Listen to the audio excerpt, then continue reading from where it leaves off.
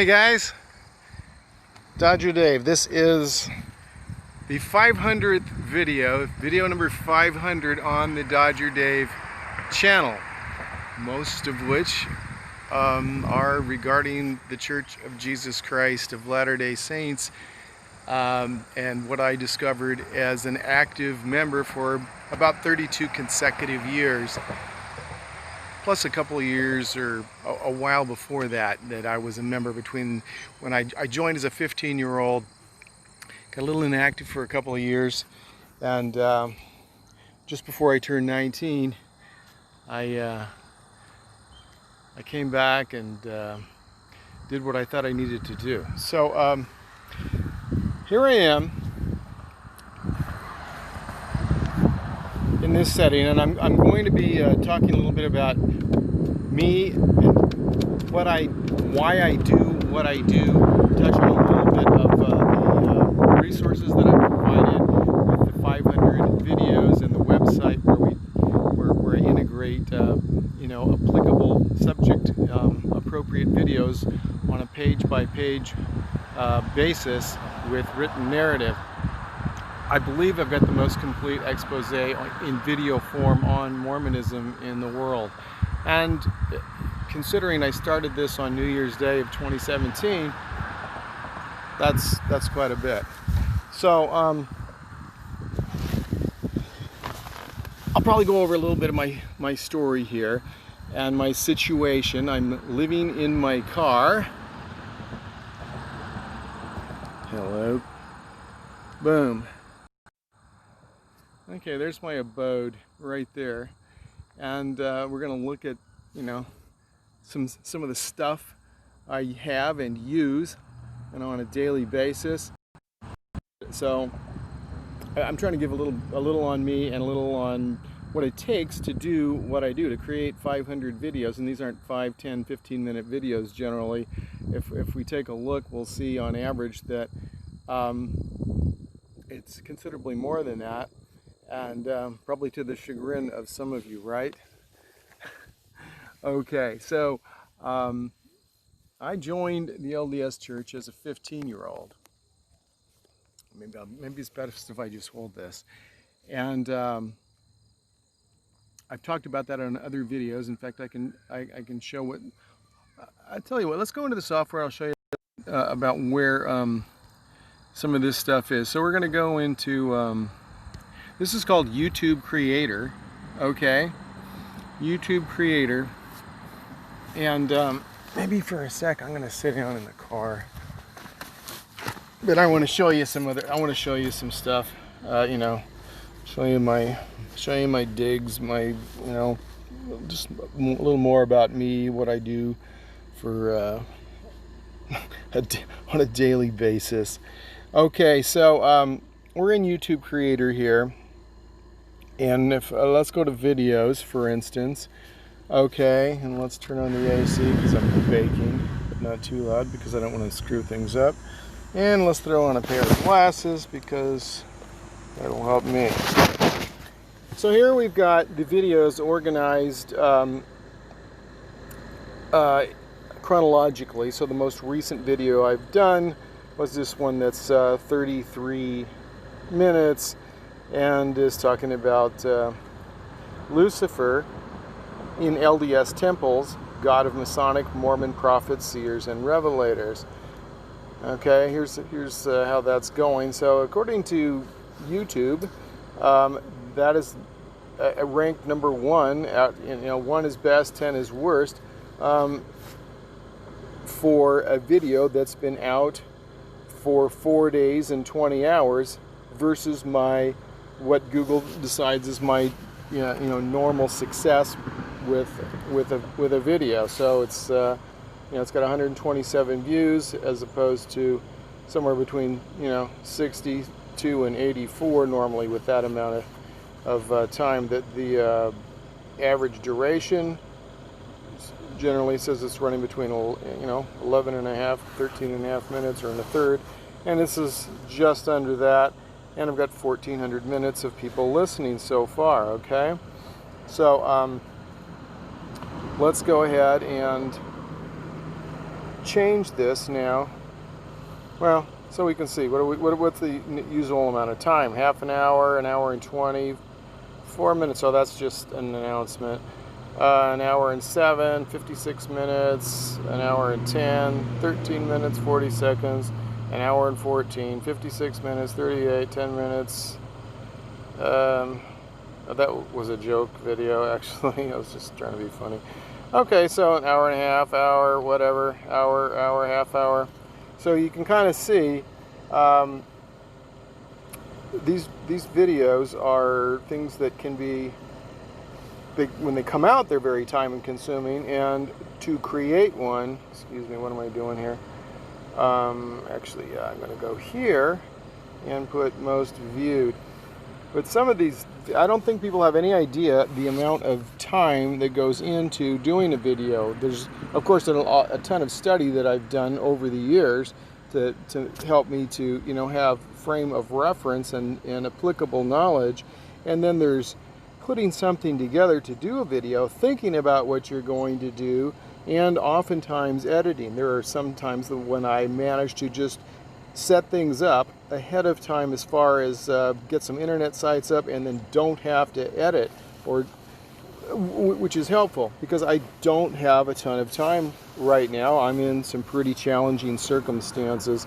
Basically, that's one of the reasons I was going to do this video, and then I thought, you know, I know I've done about 500 videos. It'd be nice, and I looked, and I had 499 videos up when I looked and said I was going to do this video. I actually did another video last night, but I did not upload it because I wanted this to be the 500th one, where I'm talking about you know, what the Dodger Dave activism is about, and why I need and deserve some assistance here as far as you know, helping me be able to do this with the, you know, the amount of time and resources that it takes, especially when I'm out of food. I've got less than an eighth of tank of gas, and I've got about 3 to 4 ounces of water, and I was completely zeroed in my bank account. Actually, you know, let me just show the circumstances here real quick. Just, yeah, so you can see. There's the reason, which is Postmates. So here we see in the bank, zero in the zero account and negative $536.99 in the other account. And that's partially, very much because of Postmates here. I'm showing negative $985 in that account. It's not it's basically an account where I can get paid for doing work. But the state of California Franchise Tax Board decided to put a garnishment or on me because we had a disagreement about whether or not I needed to file something with them, since I didn't owe them a penny, and they'd already stolen $821 from me on something I didn't owe. Anyway, I gave them the documentation that they wanted, and guess what? Over a month ago, they sent a letter to Postmates saying, "Stop taking this guy's money, yeah." Anyway, Postmates has not stopped doing that. And so they do these $1,000 hits, and they hold it, and then they decide how much they're going to actually take and give to FTB, and FTB has told me, hey, we've never got a penny from Postmates. Sorry, you know, if you had a fax number, we'd try to bang on their fax number for them, but I mean, there's just like no way to communicate with these people. I've sent emails, they don't respond. And that's been my main source of making a living for, you know, a while. Yes, going from mortgage banking to delivering food and Macintosh power cords is something I should probably write a book on, right? Anyway, so here I am in a situation where doing all this work is important to me, and surviving is important, and I'm well, my car payment was due on the 2nd, so I'm 17 days late on the car payment, $536 down in the bank, And yeah, the car payment's close to $400 because I had terrible interest because I had a nervous breakdown and everything went to crap. Yeah, late 2012, which is part of the story. And Mormonism had a fair amount to do with the amount of stress that was on me, you know, occasioning such an awful thing. And a lot of people have a lot of terrible results from trying to do everything that they are supposed to do within Mormonism, including, you know, giving away 10% of your income to the church for tithing, 10% of your gross income, and then you just got fast offering, and we used to have building fund. Basically, if you were trying to save anything to buy a house when I was young, well, hey, you know, that's what you needed to give to building fund, unless you were going to be chintzy with the Lord, you know. So of course, yeah, sacrifice brings forth the blessings of heaven, they told us. So I did what I was supposed to do, and we had nothing and to save, because I gave to building fund like I was like a good, you know, like a valiant member of the church. So anyway, let's take a look at these. So the number one video I've got as far as views is has to do with Gordon B. Hinckley and his dishonesty, and some of that I'm documenting here. LDS Church President Gordon B. Hinckley denying doctrines and scriptural teachings of Joseph Smith Jr. And this looks like he's on 60 Minutes, so that would have been an interview with Mike Wallace that I'm at least using in the thumbnail. That's only 14 minutes, so yeah, that's a short video. That was a long time ago. Why does it got so many views? Well, if we look at it, what happened was it got recommended, if anybody's interested in how this happens. But yeah, if you look at the analytics, you see that Google has an algorithm, and you look and see what brings the views here, okay? And when you see where it's coming from, what happened was this video wasn't getting a ton of views, and then a particular video started having it come up on the recommendations. Why am I having a hard time finding this? Browse features. It looks like where the views are recently coming from. Channel pages, browse features. Anyway, maybe I should go lifetime, and we see where the views come from. And here we got 43% of them coming from suggested videos. So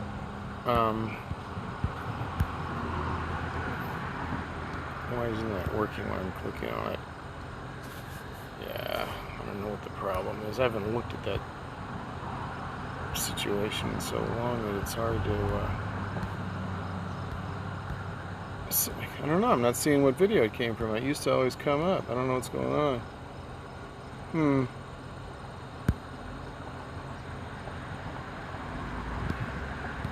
Oh well. Anyway, bottom line is here are, let me just share you know, some of the top videos here, just so you know what they are. The dishonesty of Mormon apologetics on LDS.org, now the Church of Jesus Christ.org. Facts are the problem, obfuscation is the strategy.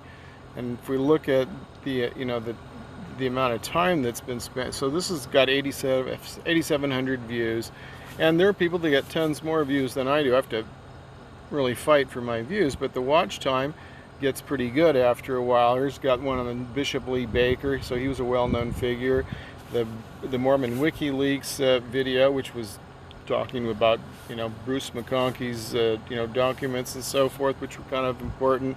And so these are attached to, you know, people that are popular in the ex-Mormon community. Here you got Bishop Lee Baker. I think he's an NSA guy. And then here we'd had Mormon WikiLeaks, so that would have been Ryan. And then we got another one regarding the same or a similar, situation is the Mormon apologetics, the dishonesty that we find. And last night's video was challenging Mormon, or basically exposing the dishonest apologetics on Saints Unscripted in a video they did touching on Brigham Young's popularizing of the doctrine of blood atonement, or blood atonement of mortal humans. I mean, the whole Jesus Christ myth is based on blood atonement, blood magic, right?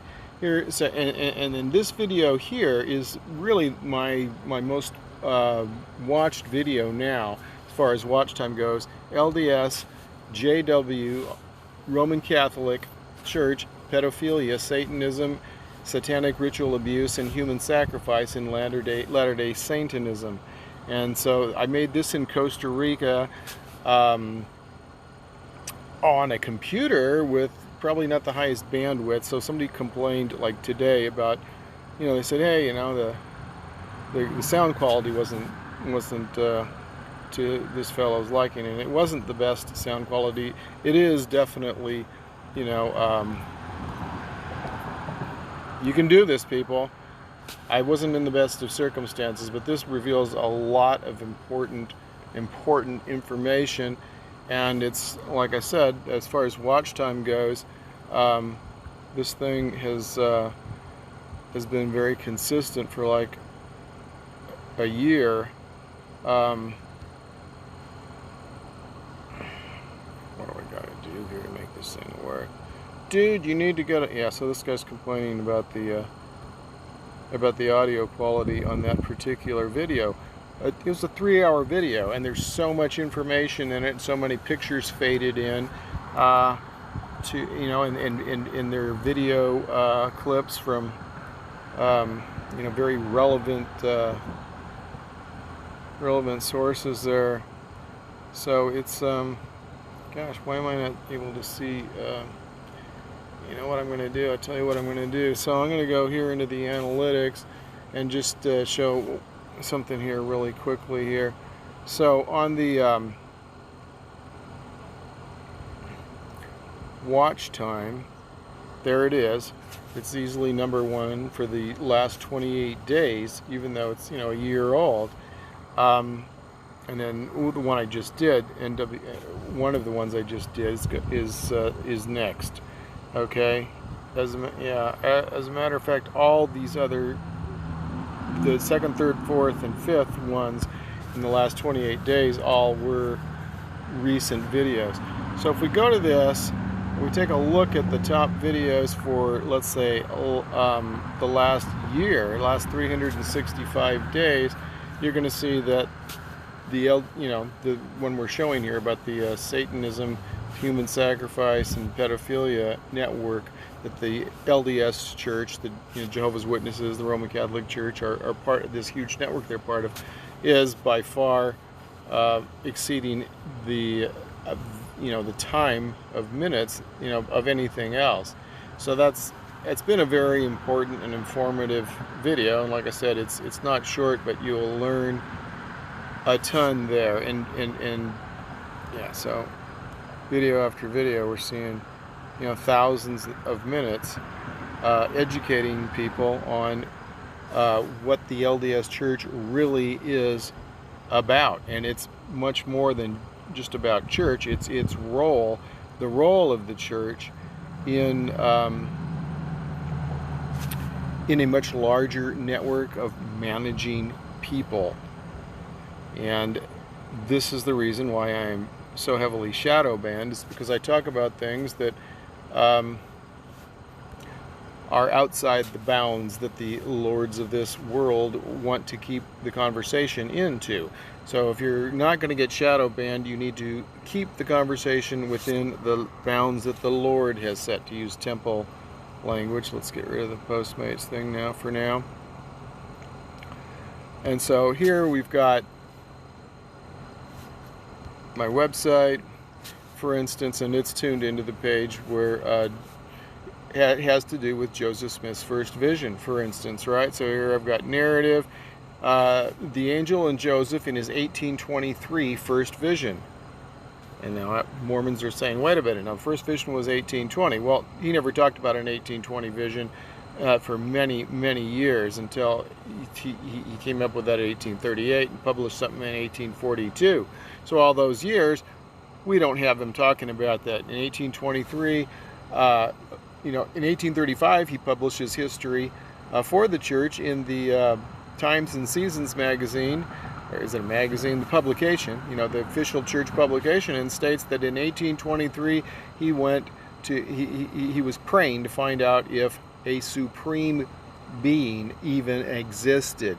He wanted to know if a God, if there was a supreme being, that's what we usually call God, even existed in 1823. Why? Because he never had that 1820 vision. That's all made up. And so here I'm documenting this with quotes, with history that shows, how it works out when we fact check that. First vision that Joseph Smith's family and friends appeared to be unaware of. Does the first vision survive the fact checking of LDS history? Let's see.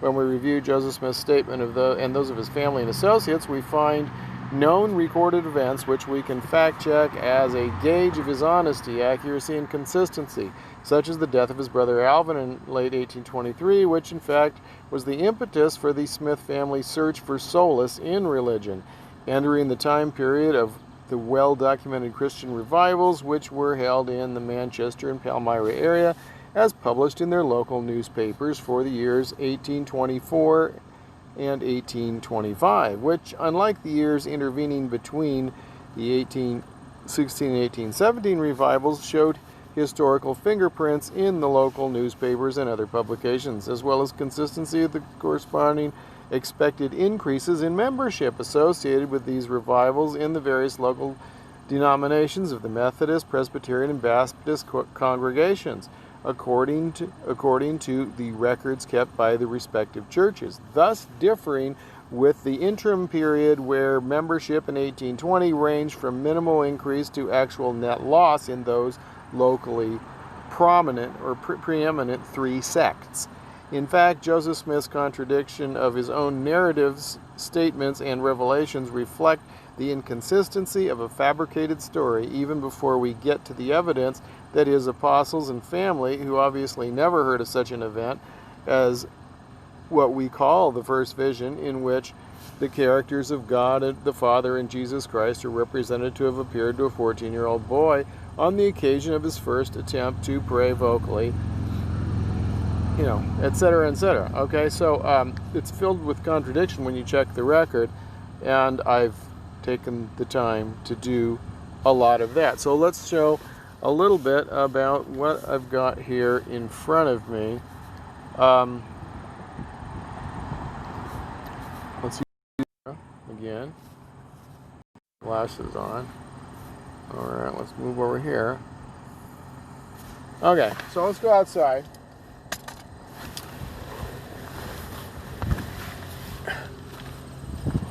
Turn off the car. Only got a little tiny bit of gas. I was trying to put the AC on there. Okay. So here's where I'm set up. And study has been an important thing. Whoa! This book's called The Lectures on Faith. Okay, so these are lectures that Joseph Smith gave in the School of the Prophets at Kirtland, Ohio.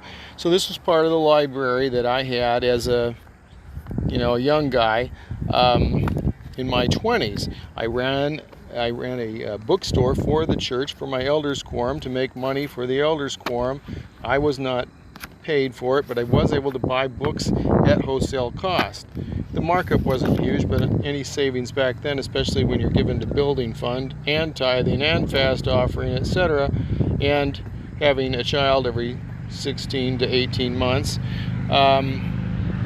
because that's what the LDS prophets told us. That's what Spencer Kimball said you need to do. Don't do anything to slow down the production. Get it going and keep it going. Yeah. All right. Now I just say live by honor. Get honor and stay honor, right?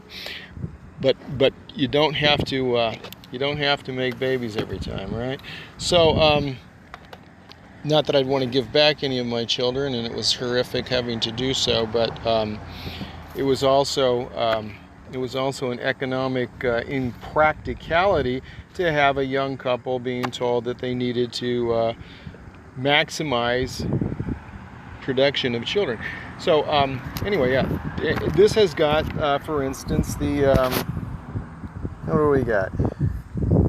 So this book I'm just showing you right here, the Lectures on Faith, for instance, has got lecture number 5 that I've referred to quite a bit, right? And in lecture number 5, all right, is when Joseph Smith starts changing the Mormon theology from the Christian theology that we had in the Book of Mormon, even more Christian than the Bible presents it, or in other words, leaning towards modalism and Trinitarianism, as opposed to what Mormonism now teaches. So in that lecture 5, instead of God the Father and Jesus Christ being one in the same person, which the Book of Mormon declares is the case, like in Ether chapter 3 verse 14, behold, I am Jesus Christ, I am the Father and the Son. That's just one of several references that push that point. Some of them have been changed, such as Mary, the Mother of God, changed to Mary, the Mother of the Son of God, but ones that say things like God himself shall come down and dwell among his children, take upon himself the transgression of his people, or whatever else it says. I think that's like an Alma. That remains in there. So the Book of Mormon, as we know, was presented as a correctly, perfectly translated Egyptian reform document, a record of people who were supposed to be the progenitors of the American Indians, and written in a language called Reform Egyptian, which Joseph Smith was able to translate through the gift and power of God. We're told, we're shown all these pictures of him staring at the plates and maybe having magic glasses on, and then we find out he just got it off of a magic rock, supposedly, or that's what he and Oliver Cowdery portrayed in the Whitmer home. And the Whitmers were a family that was associated with Joseph Smith. Several of them were witnesses, they said, to the translation of the Book of Mormon and the authenticity, of these Egyptian plates, right? At any rate, Joseph Smith in this Lectures on Faith goes on to say, here's what God is. Basically, God is a spirit. That's what the New Testament says. God is a spirit. And Jesus, well, he's a resurrected being. And the Holy Spirit, well, he is the combined mind and will of God the Father, God and Christ. That's what it said. I've compared that to the Microsoft Cloud or something. It's not a spirit man. It's the combined mind and will, whatever the hell that is, a collective consciousness between two beings. Okay, so at that point he's separating God the Father and Jesus, whereas the Book of Mormon had them as, behold, I am Jesus Christ, I am the Father and the Son. Okay, so we've changed. That's where Mormon theology started changing regarding what's called the Godhead. Okay.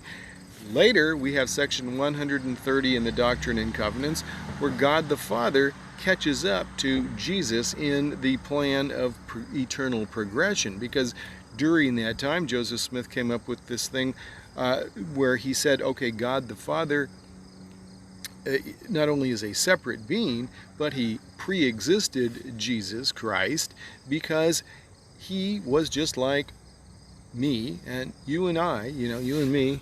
God, sorry, I'm not an English major. I know my mom's gonna. Well, if I say them both ways, I've got to get one right and one wrong, right? I'm shooting. I'm batting 500. That'll get you in the All-Stars in baseball. So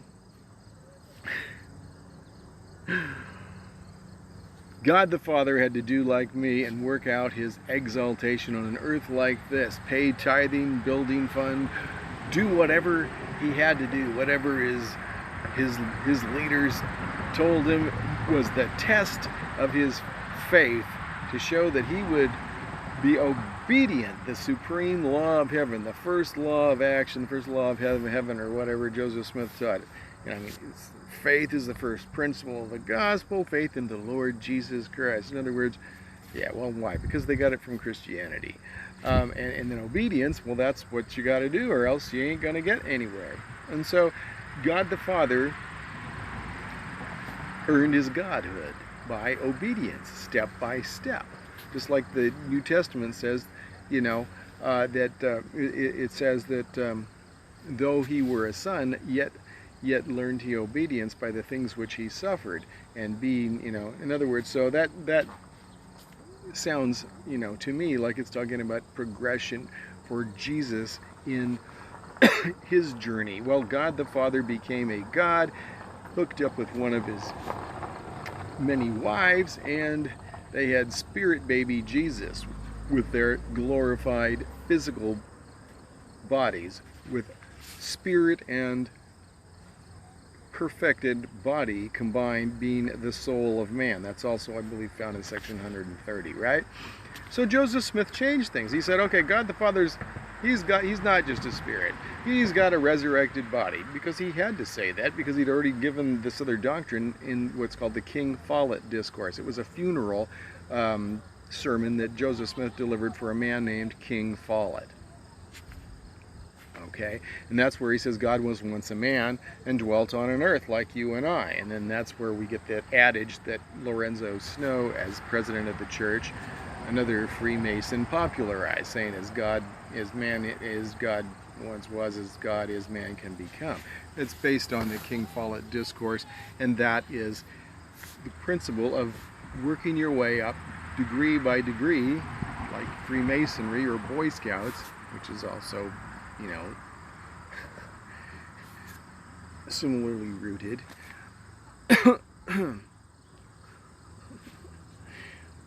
God, I've heard those disgusting songs about the Lord, what's his name? Anyway, I hate Scouts, always did.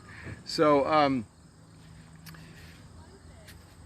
Mormonism teaches that truth is eternal. There's a section in the Doctrine and Covenants, or so-called revelation from Joseph Smith, with a verse that I quoted last night in the video I did on the three Mormons, or anyway, it was one of them, and they call it Saints Unscripted, although I'm pretty sure he was scripted, and he was basically normalizing the fact that LDS prophets feed us things that are just not only provably ridiculous, but, you know, that the church now says, hey, no, that's false doctrine, even though it's coming from a prophet. And then they, so this is their way of worming out of you know, God not changing his mind and becoming no more a God, according to the Book of Mormon, which says if God changes, he loses his godhood. He would cease to be God. But the Mormon God keeps changing, because the church has been flying by the seat of its pants, recreating its history dishonestly, as I was showing in that, you know, that page there, which I had accompanying videos to go along with that introductory narrative, which was going to, you know, discuss some of those provable points, showing that, you know, the church leaders have been changing the history and lying to us over and over and over again, which is why I'm not an active member of the LDS Church. I mean, it was these contradictions I noted that said, hey, wait a minute, something's wrong here. Something is wrong, and these people are changing their story. These people are lying to me. So books like this, in the study that I did, helped me to be, you know, pretty on top of what Mormon teachings were in the past. As a matter of fact, these lectures on faith used to be included in the book of Doctrine and Covenants. That's why they called it Doctrine and Covenants. There was doctrine out of these lectures in there that were supposedly the impetus for having that name. They were taken out when section 130 went in, apparently, because it was in contradiction. So in other words, yesterday's truth, I guess it wasn't true after all. But we're told, so that verse I was going to say is, and truth is knowledge of things as they are, and as they were, and as they are to come. Whatsoever is more than this cometh of evil, and so forth. So the principle that truth is eternal, I mean, if it was true yesterday, it can't be false today, that same fact, if it's a fact, okay? In other words, God existed, the Israelite God has always existed, or the Christian God, which is basically a takeoff on the Jewish God. Christians hijacked the Jewish religion, and I don't think I'm going to get too deep into that today, because that's not what, I'm showing a few things that have caused me to do what I do, and show a little bit what I am doing. So I eventually discovered the fact that, you know what, I've been lied to, and I have been conditioned, programmed with mind control techniques, neurolinguistic programming, all sorts of techniques that are used, control of our information, information control, behavioral control exercised by the church, etc., emotional control, and these things that have been described in the bite model, but it's much more than the bite model. And I noted that our leaders in the church, as well as politicians and high-level salespeople, we're using advanced techniques of persuasion, which can be used to influence people, to help them to believe what you're saying is true, whether or not it is true. So, people like me that are ethical and are aware of these things, but are not willing to deceive people, become alarmed when we see people that we're supposed to be trusting and that are using techniques to gain trust, and then lying to us and using high-level sales techniques, like, say, Gordon B. Hinckley, demonstrated so clearly in his War and Peace type of speech, where he said he used what I would call the feel, felt, found technique. In other words, you kind of empathize with someone. I used to feel that way, okay, but I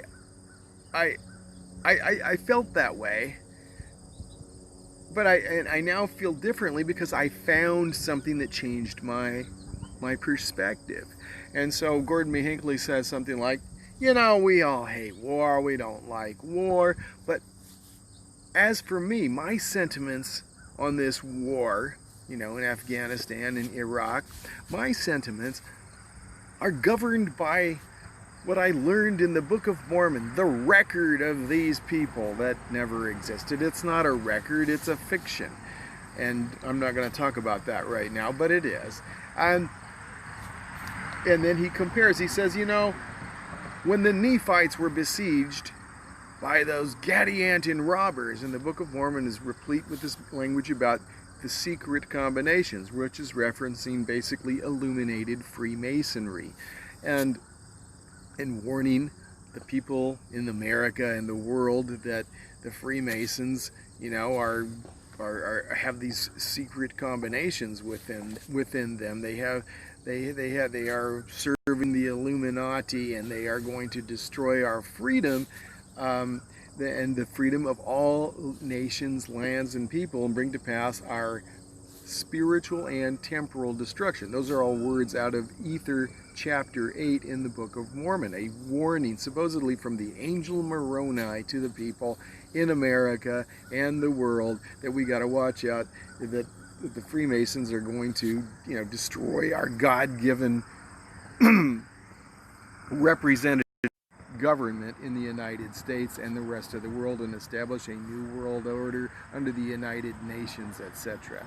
But whereas God had set up the United States to be the birthplace of the restored gospel, having religious freedom and a model of representative government. I hate to use the word democracy.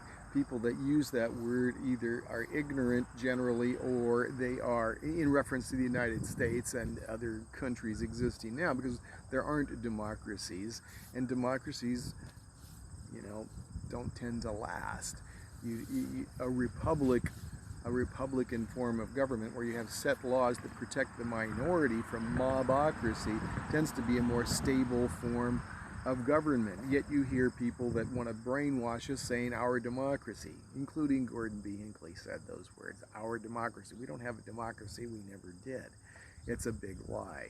But people want to feel like they have representation, and calling it a democracy helps basically get people to believe they have a lot more say than they really do. Just like the exercise of voting, right? See what George Carlin had to say about that, and because he understood how things really work. So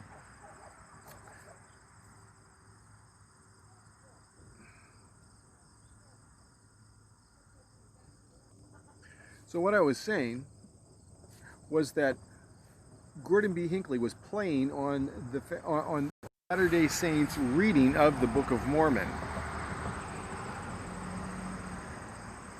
He was playing on the sentiments that have been drilled into the minds of the Latter-day Saints, the Mormons, for year after year, and especially by, a predecessor of his, Ezra Taft Benson, and also J. Reuben Clark, also in the first presidency, but not the president of the church. And these guys were talking, about this manifest destiny doctrine, and how America is, it was established by the Israelite God, as is basically stated in the Doctrine and Covenants. And the Book of Mormon states that basically the Israelite God inspired Columbus to come to the Americas. Whoever wrote it seemed to think that he went to North America a lot. I mean, maybe he came to Florida, but it makes it sound like, it was all about New England, where the colonies were, when actually, Christopher Columbus was hanging out like near, Cuba, the Dominican Republic, maybe touched Florida once or twice, and Costa Rica, down that way. But the Holy Ghost was upon him. That's what we are told in the foreword of the Book of Mormon. And, there is that individual mentioned that the Holy Ghost inspired him to come across so the Gentiles could discover this land, even though we know that the Knights Templar guys had discovered it hundreds of years before that. There's all kinds of guys, Vikings, but whoever wrote the Book of Mormon didn't seem to want to put that in there if they did know it.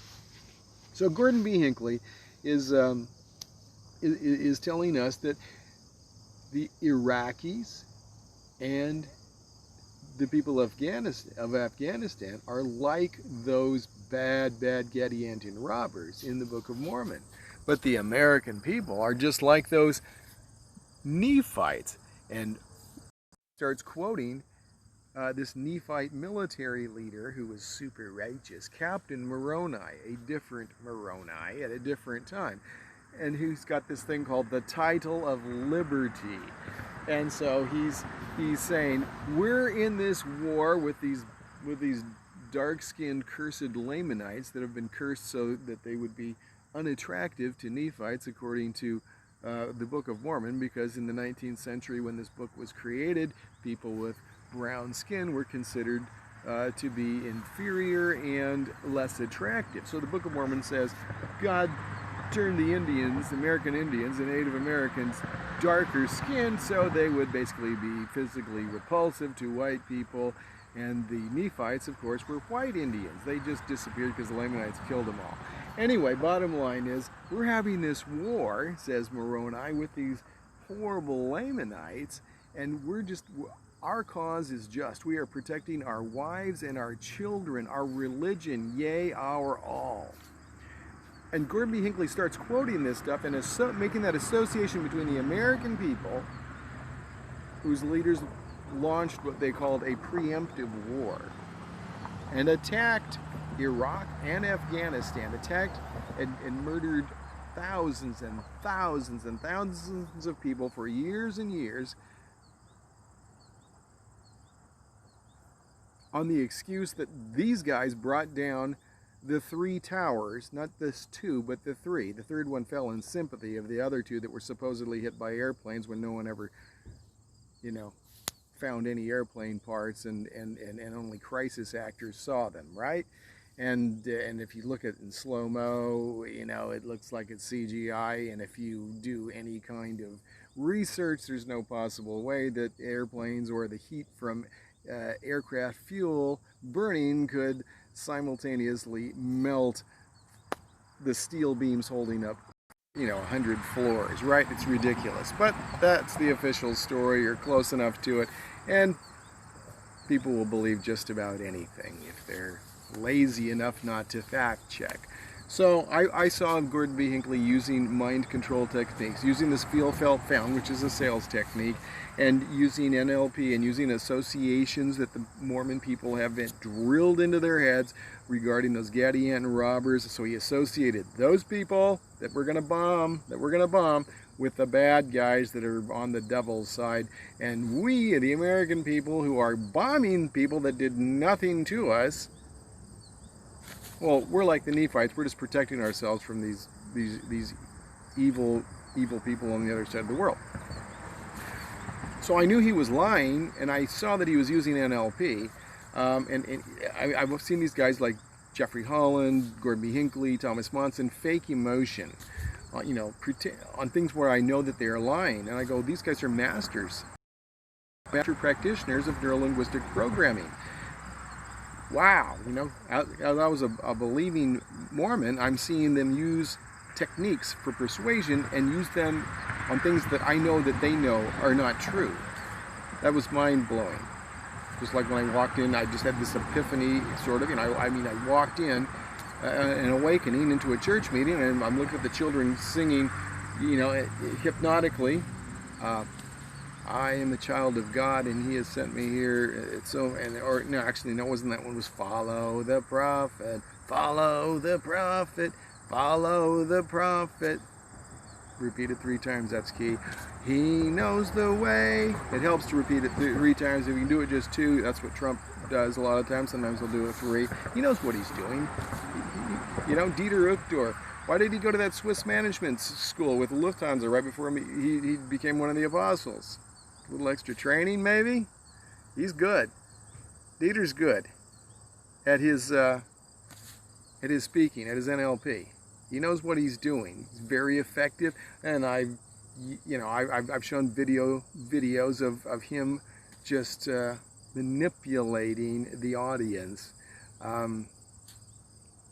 you know, as if he was Ozzy Osbourne. All right.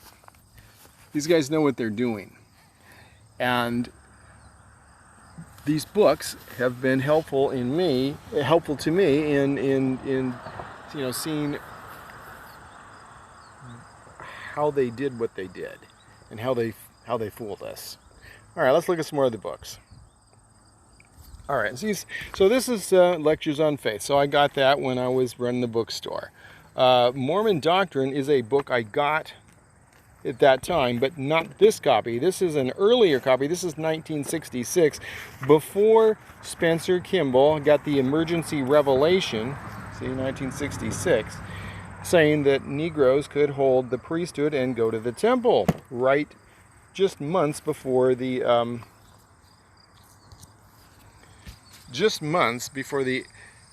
dedication of the first South American temple in São Paulo, Brazil, where about half of the people in that district or province had 1 or more drops of Negro blood, which would be Canaanite blood and traced to Cain.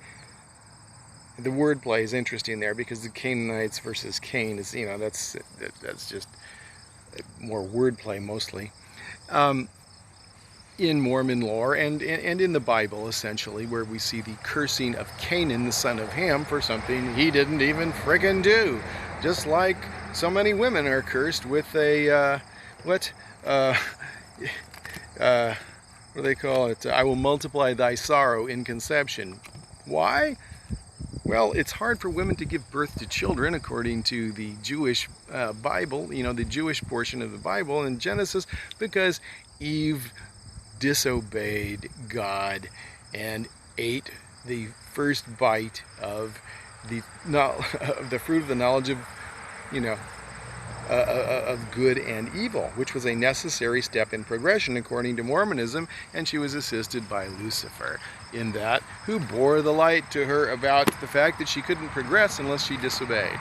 So, nevertheless, Eve was cursed, and then all the daughters of Eve, who had nothing to do with that. Nevertheless, Mormonism teaches in something called the Articles of Faith by Joseph Smith that we're not accountable for Adam's transgression, just our own sins. All you girls, sorry bitches, it's different with you. It's always been different, and you're going to suffer because Eve screwed up at the beginning. That's why you had to covenant that you would obey and be subservient, and that's why you were treated like trash in the Hebrew scriptures in the Old Testament. That's why you're guilty until proven innocent after surviving the goat shit smoothie. You know, basically, if you look at what a woman had to go through, if her husband said, I think she's been fooling around while I was out murdering, you know, the Canaanites and the Midianites and so forth, like Moses told me to do, and I think she was fooling around. And so the test was kind of like with the Salem witch trials, you know? It's like, well, she's a woman, she's probably guilty, right? So you take her to the priest, and what does the priest do? He says, we're going to give you a smoothie here. Sweeps up dirt off the tabernacle floor where all these, you know, all these guys, herdsmen, whatever they've been doing, you know, so that's where the goat shit comes in. Whatever's on their feet, he sweeps that up, makes a little smoothie with some holy water. He blesses it because he's super cool and holy, right? And so, and then he curses her like a witch doctor, right? And says, you know, may the, you know, your thigh rot and all that kind of stuff. And the word thigh, the translation of thigh is an obvious, you know, reference to a fetus. So basically, the priest of God is cursing the woman with an abortion, you know, with a miscarriage, and doing everything he can to help that, or at least doing something to help that happen by giving her this bacteria-filled, you know, revolting, sweeping dirt off the fucking floor. Sorry, but that's just horrible. That's sickening. And the first F-bomb has been dropped. I'm going to try to keep it to a minimum. But this is the type of misogyny we have in the Bible, and I noted a number of stories just showing how despicably women were treated and viewed and taught to be of little or no value, just pieces of property, disposable in the Bible. You know, with the story of you know, Abraham, you know, saying, "Go ahead, Pharaoh, bang my, she's my sister." Same thing with his, you know, his nephew Lot. You know, yeah, so, you know, when all the homosexuals wanted to rape the angels, he's like, no, take the girls, they're virgins, have some fun, take my daughters. Right? And then there's the thing in Judges chapter 19 where the guy does the same thing. You know, there's like the priest guy, and then, you know, and they're staying at this guy's house, and like all these queers come and they want to rape him. And it's also, it's obviously trying to teach us that everybody that's queer is, you know, also like a rapist or something. And they say, no, don't touch the men. You know, these guys are cool, they're holy, they're men, for God's sakes. Take these women. You can have my wife and my daughter. Have some fun. Right? And they just take, for some reason, they just take his wife, concubine, whatever, second string wife, and they rape her so many times during the night, the whole lot of them, that she's dead in the morning. So what does the holy man do? Well, he chops her up. He gets his handy buck knife and cuts her in 12 pieces and sends a chunk of her to each of the 12 tribes of Israel. I'm not even sure why, but it's deplorable what is taught in the Jewish scriptures about, you know, the value of women. And I think I related a story recently. My mom was working for this doctor, and his son happened to be there that day, and these guys were Muslims, I believe. And so that's another Abrahamic religion stemming from these Jewish teachings from the patriarchy. And the kid tells my mom, he's a young kid, he goes, yeah, well, you know, one man's worth like 10 women. Well, the Bible teaches us you got to have multiple witnesses when they're women. One man, school, multiple women. They're just not equal. They're not even close. They are property, chattel property. Of course, we're all chattel property of the state, but that's not what I want to talk about today. So anyway, let's take a quick break.